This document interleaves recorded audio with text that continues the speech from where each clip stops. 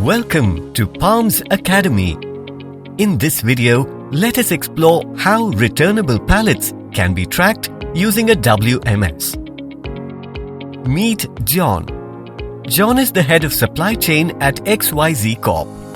In the previous set of videos, we saw how John implemented a warehouse management system, WMS, and optimized warehouse processes and implemented KPIs.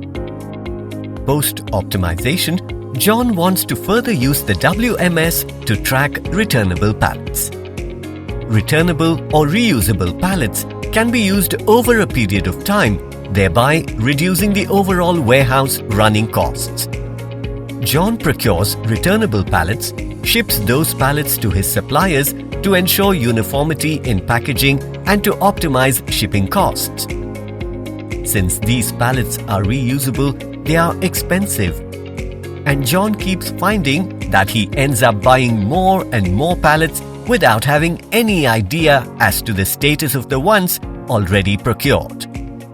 John wants to put in place a process within the WMS to manage returnable pallets. Let us see how John goes about implementing this process.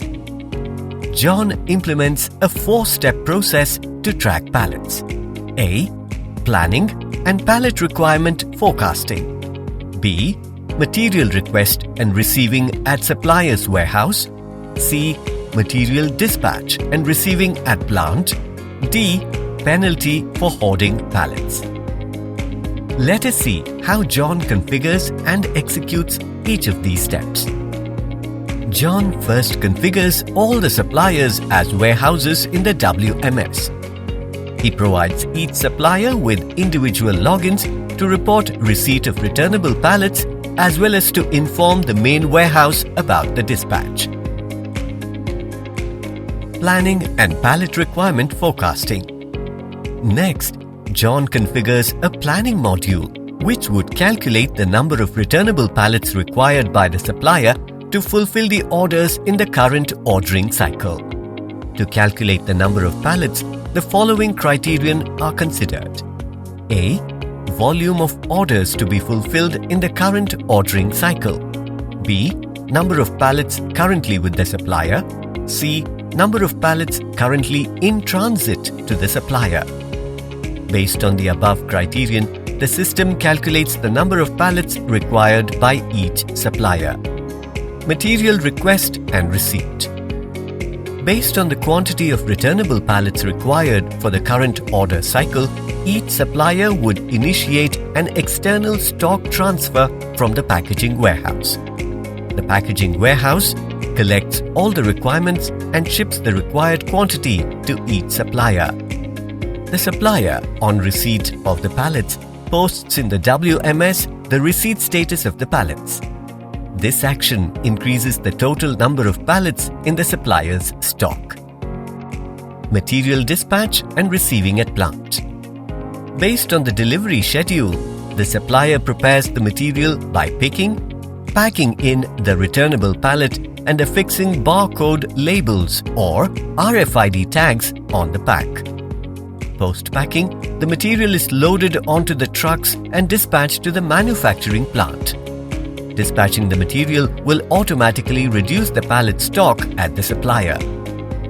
At the manufacturing plant, the material is received by scanning the RFID tag.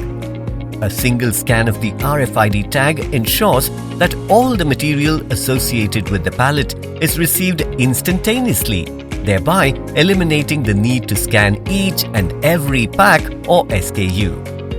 Along with receiving the material, the WMS also receives the associated returnable pallet.